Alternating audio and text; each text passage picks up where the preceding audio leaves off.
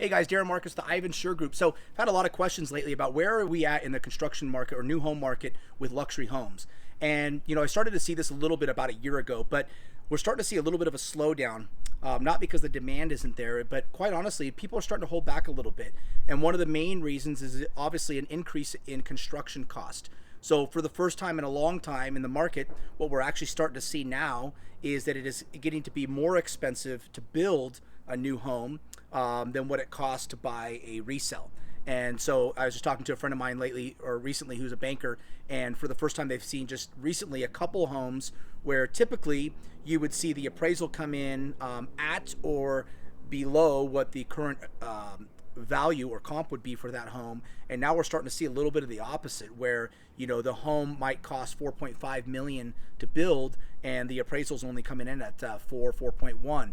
And so what we're starting to see is a little bit of a slowdown in the interest or the buyers moving forward with new construction without some contingencies in place. And one of those things that I'd recommend if you're going out and looking to buy in a lot is talk with the developer, make sure that you're getting some extended time to allow you the time that if you want to hold that lot, maybe it's 5 years, maybe it's 6 years, whatever that is, they're giving you that allowable time to hold the lot, because the last thing you want to do is have an expected budget, walk into getting, you flash forward a year down the road, by the time you get your design in place, you've selected your lot, you've gone through permitting, and all of a sudden now you go back and you have to get new bids, because typically most subcontractors, those bids they're only going to honor those for 90 to 120 days, and next thing you see a spike of 20%.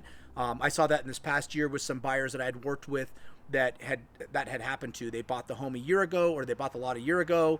By the time they went through the design process and building and everything else, or getting ready to build, they saw a 20% increase in the cost. And now think about it, when you're talking about a $5 million home, 20% increase, you're talking about an additional $1 million that may be over someone's budget of what they want to spend.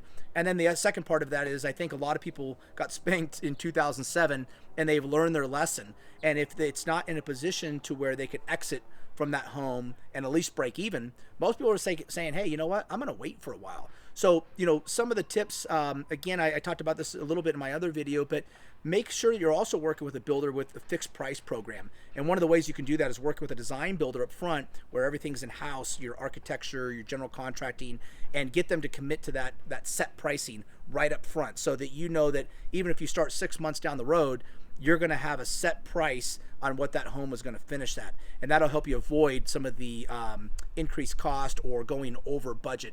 And again, making some of those selections up front is really key also, because what could happen is you get down the road, you start to change your mind on some finishes, and you come back and you pick a different flooring, 20% here, 20% there, those costs really start to rise. So something to look out for in this market. Again, make sure that you're avoiding penalties. If you don't start construction on time, make sure you're asking for some additional time, especially in this market with rising costs or not knowing where those construction costs are going to continue to go.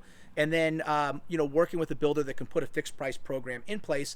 Also, always keep in the back of your mind to try to, if your budget is $4 million, then maybe you should set your budget at 3.5 and have that little bit of flexibility, so that if those costs do start to increase, then at least you've got room to allow for that increase. So hopefully some of these tips will help you out if you're considering building a new home. If you have any additional questions, please feel free to reach out to me, 702-485-7755, or you can just reach me through Facebook. Thanks.